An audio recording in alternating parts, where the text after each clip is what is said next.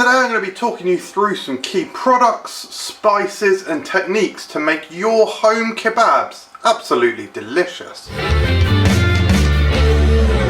Hello everyone, welcome to Food Review UK Recipes. My name's MJ and today we're going to be talking about the humble chicken kebab specifically, although some of these techniques and ideas are going to be applicable across lots of different recipes along the same idea. You should find there's some really useful tips here, different products that are available across different supermarkets and just tiny little details that are going to elevate your meal. First of all, let's talk about, that was nice, wasn't it? First of all, let's talk about what's in this bowl. So I've got just a simple marinade here for the chicken. The first component you're going to want is an acidic dairy product to help tenderize the meat. I've used sour cream, but you can use yogurt, even milk and lemon juice does a good job. Now for the spices, I'm going Turkish, so you want about 1 part paprika to a 1/2 part cumin to a 1/4 part cinnamon. That's pretty typical for your normal Turkish style kebab. But you can find different recipes online for that. Finally, I mixed in a bit of oil so it's going to be easier to grill up, because the next tip is use a griddle pan. If you don't have one, buy one. These are really good value. I got this from Amazon, it was around £20 and I have not looked back. The grill marks and how sturdy it is and how much heat this can generate is a lifesaver in the kitchen. Not literally, that'd be weird. But I can't recommend these enough. Now sure, you can do it under the grill and then that way you're actually going to get some really nice charring on the marinade. And that's totally fine, but for me I find this a little bit easier and just a bit better, to be honest. So the next tip is use a decent kind of bread. Now you might be fortunate enough to have an artisan baker or something like that in your town, and if you've got something like that, great. However, there's this fairly new product that is very widely available in UK supermarkets now, which is one of these bad boys. They're usually called flatbreads or deli style flatbreads. Basically they look like this. I've seen them in Tesco, I've seen them in Asda, Waitrose, Aldi. Almost everywhere does these now. They're pretty easy to find. Thing with them is they've got quite high oil content, which means they're nice and soft and they crisp up incredibly well under the grill. Whack them on a baking tray. Just grill them on one side, keep a close eye on them because they do brown really quickly. And like I say, just do them on one side because then you'll have one crispy side and one soft steamed side.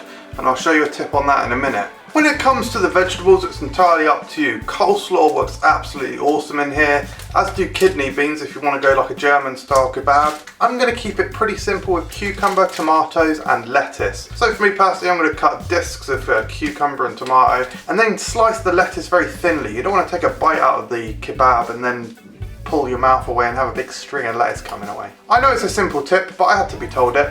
Thanks Internet Shaquille. That is a great channel, by the way, you should subscribe to that. Next up for the sauce, a yogurt based sauce is going to work really well in a kebab. Yogurt, garlic, herbs and some mayo is going to work awesome.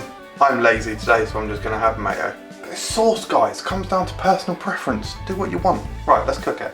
This might be another obvious one, but when you're slicing tomatoes, slice them from the bottom, because that's the way that you get the proper tomato slice. Griddle pan means nice grill marks. Nice charring. So here we go guys, this is how far you want to take the flatbreads. As you can see, they're not super golden or anything, but the next big tip here is this. Once you've got them on the plate, crunch them down, which is going to make them easier to fill. Ah, look at that, the steam coming out there. It's going to make them easier to fill and less messy to eat. So the next tip, and one of the final tips, is to cut it thinly. Look how moist that is from grilling it. But anyway, yeah, if you slice it thinly, do this quickly so it doesn't lose its temperature. And this is going to be really tasty, guys. It's going to make it even easier to eat. Right, once I've chopped all this, I can assemble. Oh my god, guys, I definitely forgot to mention, assemble on the crispy side, yeah? Assemble on that side and then stack over. Right, I'm going to assemble. Look how nice this looks, guys. Come on. Forgive my costume change, guys. Right, so here it is. Make sure it's all stuck inside there. Look at that.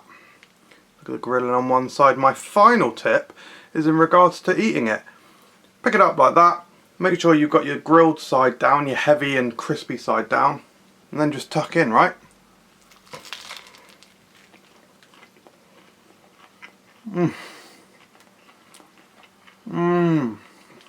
I'll put the exact spice blend that I used in the description to this video, because I used some savoury spices as well, like onion granules or onion powder, celery salt and a bit of sumac to really bring out the smoky, toasty, savoury umami highlights from the chicken. But the combination of all of that, those savoury spices that I've used, the sweet, crisp and refreshing vegetables and that creamy mayo, oh, along with that juicy chicken and it all being finely sliced, it means it's really easy to eat and absolutely delicious.